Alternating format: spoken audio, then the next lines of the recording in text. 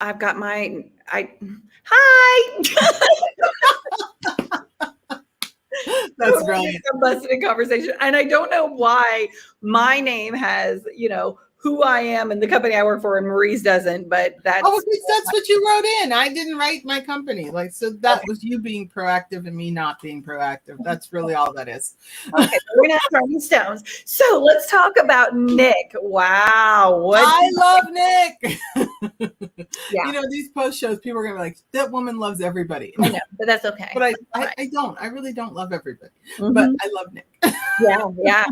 I loved this episode. We kind of went a different spin. I feel like we really focused more on that franchisee and that small business owner this time. Whereas, the other times that we've been talking a lot about employees, and we touched on that in this episode, but I really liked that we dug in to the need for being innovative. And I love Nick's brutal honesty that they don't have all the answers and that they look to their franchisees for the answers, and that the reality is they're struggling because there's just no certainty anywhere. Yeah. And that I feel like that empowers people when they see someone who's very, very successful and saying, we don't have all the answers. There's not really a manual for this. We joked about it, but the truth is no one has a manual for this. Mm-hmm. And so how do you navigate when you have no idea where you're going? You really don't. Yeah. And so it becomes this really great, and I love the fact that he communicates with the franchise owners. Mm-hmm. They're in constant communication. They're talking to them. They're trying to figure out how they can support them. They did a lot of measures to say, look, don't pay us right now. Let's work out some other things so that you can have the money to save, so that you can save your business. Because when you think about it, people go into business, they have a dream and they have a passion to employ other people, to bring some amazing things to life. That's why people say, I want to be in business. And so to have a franchise that not only recognizes that, but then says to you, we're not only here to give you sort of the name and the brand, but we're here to support that dream. Yeah. And there were a few things that really stood out to me from this interview. One, I remember when I was with Topgolf, and right when the pandemic hit, one thing that I have never been a fan of is that when things like this happen, businesses just being like, well, that's great, but don't focus on what you can't control, just go back to business. That's a bunch of malarkey, right? Mm-hmm, mm-hmm. And at the end of the day, I could tell, I was leading a sales team, and I could tell they were terrified. And so I took the time. One time it was the beginning of the day, and I said, I want us, before we start our day, to go around the room and let's just say out loud, what are we afraid of? And literally some of that was, I'm afraid of losing my job. I'm afraid this isn't going to end. I'm afraid I'm going to run out of money, that I'm not going to be financially stable. I'm going to lose everything I've worked hard for, right? So we heard that. And there was some empowerment, like what you said, Marie. There's empowerment in just being able to freely say that and know that you're not alone, that people beside you, around you feel that. We took the time to do that. And then it was like, okay, I'm not going to sit here and tell you that none of that's going to happen. I will tell you that a lot of times our fears are much worse than reality. And so I also think that we do, in order to survive right now, this is one of those moments where what can we do now is a better answer than worrying about what tomorrow may look like. And so we were able to rally the troops around that. I can't guarantee that you're going to be safe tomorrow. But right now, in this moment, in our presence, we are all safe. So right now, let's operate from a safe space and do the best that we can with what we have right now. I think that's the first step in any crisis, that you have to really recognize and allow people the safety, right? Then the other thing I really, really got from this talk more than anything, and I think that those that come out of this pandemic that survive and will be thriving are the ones that are going to live, we say it all the time, in the gap. And the gap literally is between that place of where we are, where we think we're going to go, or what we've done, what we've always done, what we've never done, and what in the middle. Where is that in the middle? Mm-hmm. And those that will be innovative and not be afraid to try things outside of comfort levels, that's where some genius can happen. And I think that that's the importance of having a culture where you feel that you're able. That's why I asked that question to Nick, do you all have a forum where your people can come to you and bring these ideas and bring this energy? Because, I can't, my entire career, I was always just stay in your place, stay in your lane, stay in your lane. Some of the best ideas could come from your dishwasher, could come from your drive-through person. If you are not communicating to your employees, not only to, but listening to them, having it be two-way communication, you're missing an opportunity.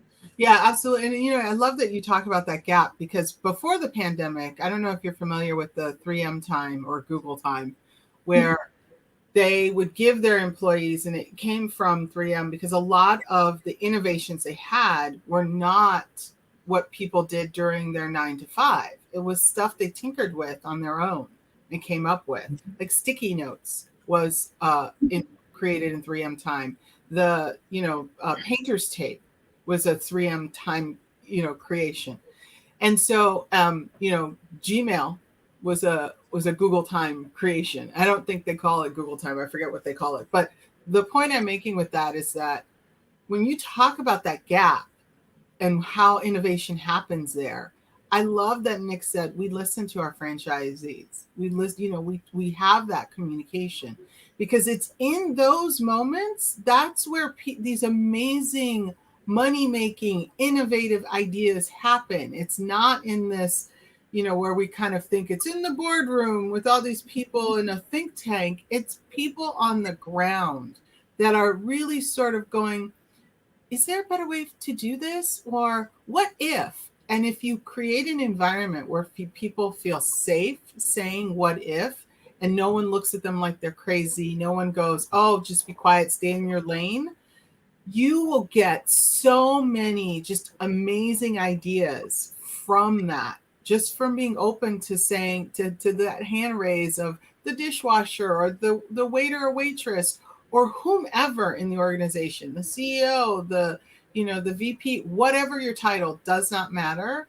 But if you are in a safe space to say, what if, the brilliance that comes out of that is 100% life-changing. And so I love that they do that. I love that they're like, we don't know what to do next. That honesty is so refreshing. Like, I don't know what to do next. Yeah.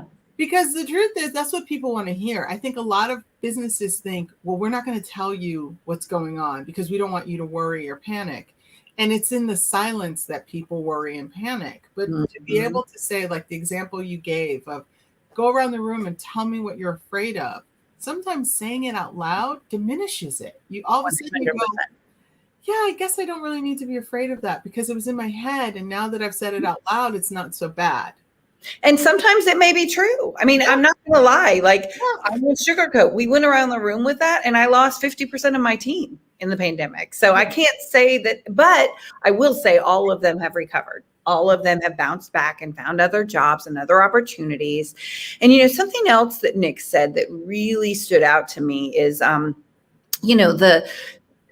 that he misses meetings. He misses times where he could talk to people and get their, that's where I think, like he said, he listens to podcasts. He does things like what we are doing of, these live streams to try to educate people about what the pulse is. But I go back to my sales hat. What prevents you from picking up the phone and calling your clients and asking them what keeps them up at night? Yes. What prevents you from calling your employees and having that conversation? Yes. What are you seeing? What do you hear? What is the thing that irritates you the most out of your day? What is the thing that you love the most out of your day? What is the thing that you're hearing from customers that you hear nonstop? Why are we not doing that? Yeah. There's never been a better time than now. Absolutely. I mean, but I think, again, there's this false narrative that leaders are supposed to know it all. Yes. And we see that that's what sinks managers. They get into management and they think that they have to have the answers to everything. They don't understand that, no, your job is to work through people, not be the one-all be-all person that gets everything done. Absolutely. As a leader, that is your job. Your job is to rally people and to hear them and to support them and to allow them to let their geniuses shine.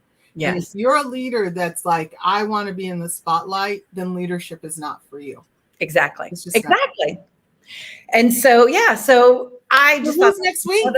So we wrapped up a great interview with Nick this week. Again, Nick Vojnovic, who was Little Greek franchise, amazing. And I think that it really took a different turn. So if you get a chance, watch this one. He's brilliant. He's brilliant. He is brilliant. I love him. Next week, we have Gary Jupiter, who is with Crestline Hotels. And I'm super excited about Gary. Gary is an area regional manager for Crestline. And he has been named GM of the Year for hotels. And he's in Baton Rouge, in my hometown. I have watched Gary's career flourish as he is he's active on everything. But the one thing that stands out about Gary is, and this is why I'm really excited to have him, is Gary is an inspirational leader. You don't hear people say a bad word about Gary on the streets anywhere. Anyone that's worked for Gary would walk through fire for Gary. They love him. And so I can't wait. I really want to touch on the topic of employee engagement and from the hotel world. Like we said, we talked about a little bit of what hotels are kind of seeing, and they're probably going to bounce back a little bit. It'll take them longer than restaurants. So Gary's on the forefront. I cannot wait to talk with him next week and see all of the insight that he has to provide with, Crestline Hotels and kind of give the pulse of the industry. Really excited about next week. I know. This week. So yay. All right. Well, I'll see you next week. Absolutely. So for all those watching, if you have a chance, make sure you watch today's with Nick Vojnovic, Little Greek franchise. It was amazing. And we will see you all next week. Bye.